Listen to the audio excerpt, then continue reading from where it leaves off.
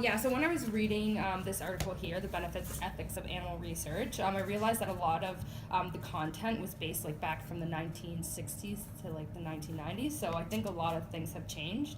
I also found that like reading this, like before I always thought that, like it is okay to test on animals because, it gives us huge medical advances. If animal testing is banned, people would die, like from cancer and diabetes.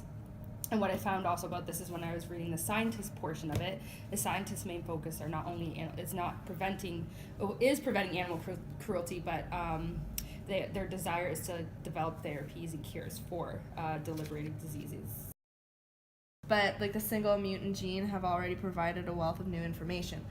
So even though these tests aren't necessarily a good thing, they have proven yes, and worked. Exactly, yeah.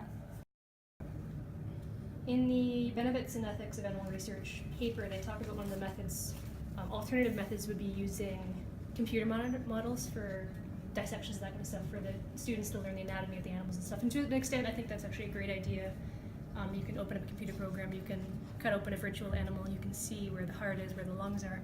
But at the same time, I've done a lot of dissections in my day, and every animal's different. Like when you actually cut open an animal, it's not, oh, there's the heart because it's red, because it's on a computer sim.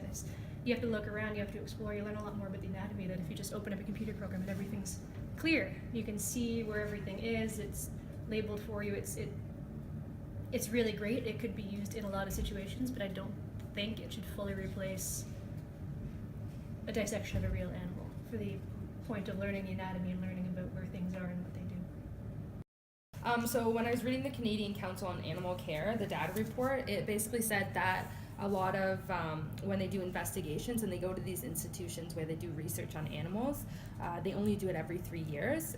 And unfortunately, between 2013 and 2014, there was a 24% increase on animals used in research in Canada. So I was thinking that, if they were to go and investigate these institutions yearly, that could kind of prevent an increase because they kind of know what animals are being tested and how many they have rather than doing it every 3 years, so they can have better protocols involved when dealing with that. There's also a lot of mention in some of the papers that they don't always know where all these animals are going and what their testing is, that kind of idea. So if they are checking in on these institutions more frequently than every 3 years, maybe they'd catch a lot of these under the table experiments and that kind of stuff. Yeah, it wouldn't be so broad. Yeah. Mm-hmm. And then, for example, too, in 2014, they said 29 animals were subjected to procedures which caused severe pain. So, being able to check yearly and seeing what type of devices they use, they can kind of, maybe try something different that causes less pain or raise more awareness kind of thing.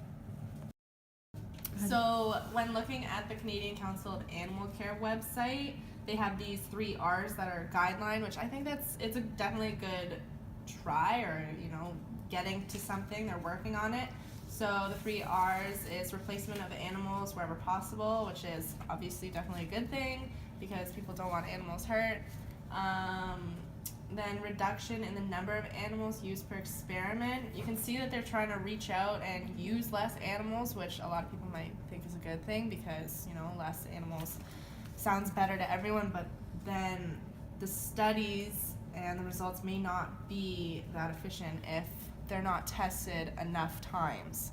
So yeah, one of the key aspects of a good experiment is a very large sample size, and if you still want to use animals, but instead of 40 you're using 10, how are your results going to be affected? Are they actually going to be more inaccurate than they would have been? Are you kind of wasting these animals because that research is not leading anywhere because of your small sample size? Good point. Yeah. And Sorry. That's okay. No, I was just going to add, just from reading all these papers, made me realize that scientists aren't some mad crazy scientists chopping off animal heads. They have strict protocol and animal welfare. Which leads us to the 3rd R, which is the refinement method to minimize suffering improvement. No, that's perfect. Suffering and improve subject welfare. So like she said, they are trying. They're not just crazy people who want to just dig into animals. They're trying to make it work. So what do you guys think of the use of animals in research? I'm half and half. I think there are definite benefits, but it's sad that some of them have to be used and suffer. Yeah, I feel the same way. Like, obviously, you know, we don't want to harm animals, but when it comes to, you know, saving people's lives or people that are close to you or even children, you know, I kind of feel that the pros outweigh the cons. Yeah, and when you look at that list that we were talking about with like the penicillin and the blood transfusion and, you know, asthma, all that stuff was tested and it's had, you know, a positive effect. Yeah, So like millions of lives saved. exactly. So you look at that, and then how do you turn down animal testing after you see information like that? And there's also that whole category of invasiveness that they talk about, where sometimes it's more observational. You have them in, but you're looking at them in nature, their behaviors, or that kind of idea, and then it goes from there to causes a little bit of pain, and then it goes to causes a lot of pain, and then causes like over the threshold of as much pain as they could tolerate while conscious. And I think it is important that we realize that there is a spectrum, that not everything, like you said earlier, is just cutting off limbs while they're awake kind of thing. It's not all as horrible as everyone wants to think it There is. are And levels. there are different levels of it. And for different things maybe you need to cause pain, maybe that's part of what you're doing, but Yeah, which again, it's not good, but pros and cons. Like, there's Yeah. good things from it. so, but it is good that they have that scale. They have public acknowledgement that there is a range of pain from each of these procedures, Exactly, yeah. or a lack of pain. Like there is a range. It's not all black and white.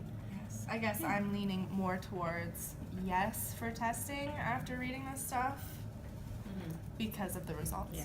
Yeah. And I agree with that as well. I definitely agree with it when it comes to medical reasons, Yes. not so much cosmetic. Yeah, I don't really I care agree. about Yeah. lipstick and Me neither. yeah. Okay. No, Yeah. that's good.